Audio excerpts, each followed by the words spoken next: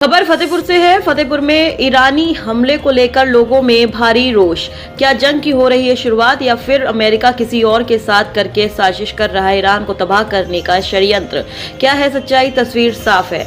America के द्वारा किए गए हमले से पूरा ईरान में तबाही मचा हुआ है। आखिरकार उन्हें नन्हे बच्चों ने क्या बिगाड़ा था? अमेरिका का जिनका मौत का घाट उतार दिया गया, उसे विद्यालय में बम गिराया गया, जहां तमाम अनाथ बच्चे और माँ बाप के बच्चे विद्यालय में शिक्षा ग्रहण कर रहे थे, उनकी भी मौत हुई उस घटना में। आयतुल्लाह की खबर मीडिया में चलते ही पूरे देश में आक्रोश हो गया। क्या फिर हो गया जंग का ऐलान? पूरे देश में जिस तरीके माहौल सियासत का गर्मी हुआ है, उसको लेकर तमाम देश में आक्रोश देखने को मिल रहा है। आयतुल्लाह सुप्रीम लीडर ने ईरान के जिनकी मौत की खबर सुनते ही पूरे कौम में मातम मच गया है। लोगों ने घटना की घोर निंदा की है।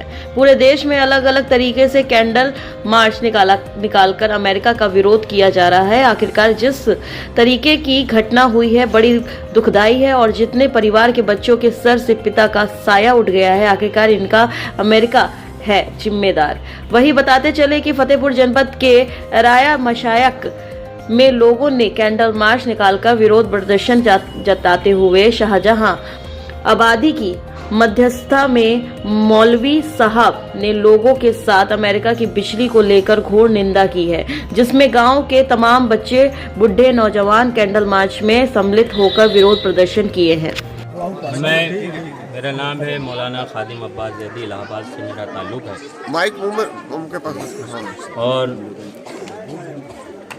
जो ये एहतजाज हो रहा है, ये हमारे धर्म गुरु भी हैं, हमारे लीडर भी हैं और सुप्रीम लीडर भी हैं कि जिनको अमेरिका और इजराइल ने दोनों ने मिलके धोखे से उनके घर में सिर्फ उनको नहीं शहीद किया, बल्कि उनके साथ साथ उनकी बहू, उनकी बेटी, उनके पोते, जो छोटे छोटे बच्चे थे, और उनके दामाद को भी शहीद किया गया। अभी जैसे पूर्व में एक विद्यालय में इन्हीं के द्वारा घटना की गई थी, ऐसा क्या कहेंगे समझ? जो विद्यालय में ईरान में बमबारी हुई है, वह विद्यालय जिसमें छोटी छोटी बच्चियां तालीम ले रही थीं, और अमेरिका और इजराइल ने उस स्कूल पर, एक विद्यालय पर बमबारी किया और वहां पर जितने भी बच्चे थे सबको सब शहीद किया गया।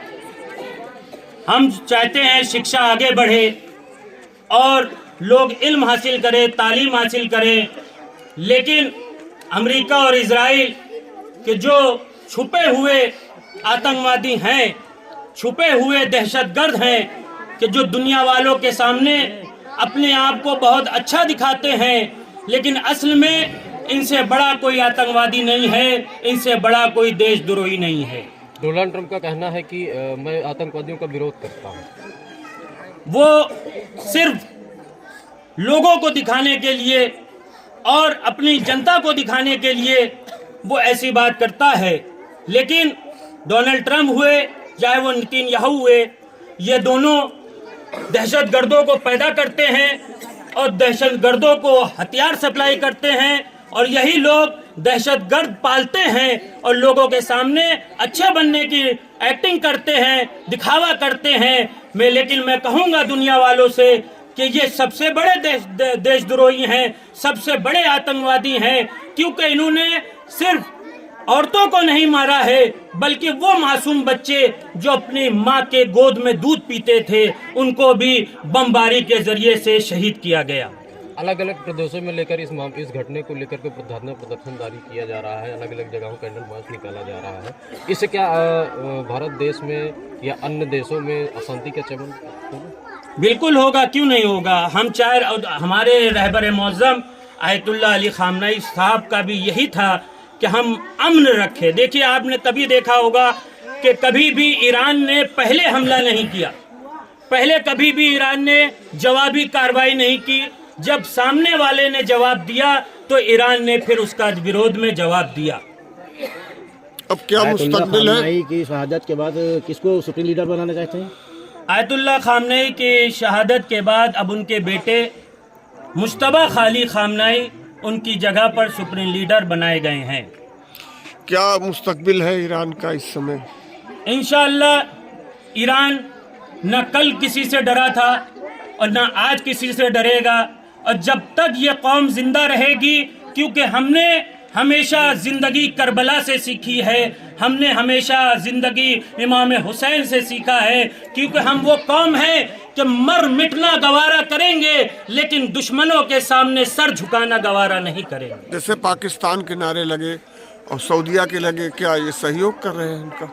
ये बिल्कुल सऊदिया और पाकिस्तान ये डोनाल्ड ट्रम्प और नेतन्याहू के सहयोग में हैं और उनके हिमायती हैं, और जितने भी 57 मुल्क हैं सबके सब जो हैं अमेरिका और नेतन्याहू के हिमायती हैं। लेकिन वाहिद एक तन्हा ईरान जो अकेला खड़ा था दुश्मनों के मुकाबले में। और आप देखिए कि मस्जिदुल अक्सा के जो मुसलमानों का पहला किबला कहा जाता है, और फिलिस्तीन और गजा में जो मुसलमान बच्चे शहीद हो रहे थे, मैं यूँ कह दूं कि इमाम हुसैन ने करबला के मैदान में मजहब की जंग नहीं थी, वहाँ इंसानियत की जंग थी।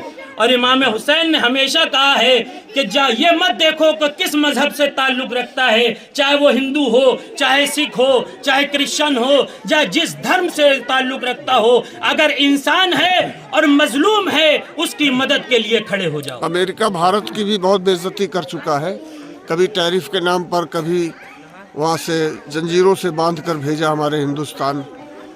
क्या कहेंगे आप? बिल्कुल, अमेरिका ने हमारे हिंदुस्तान की, हमारे मुल्क की शान को भी घटाया है, और हमारे मुल्क के लोगों को वहाँ से बाकायदा इस तरह भेजा गया जिस तरह कोई कैदी को भेजा जाता है। और आए दिन अमेरिका हिंदुस्तान पर टैरिफ वगैरह जो है बढ़ा कर लगा रहा है।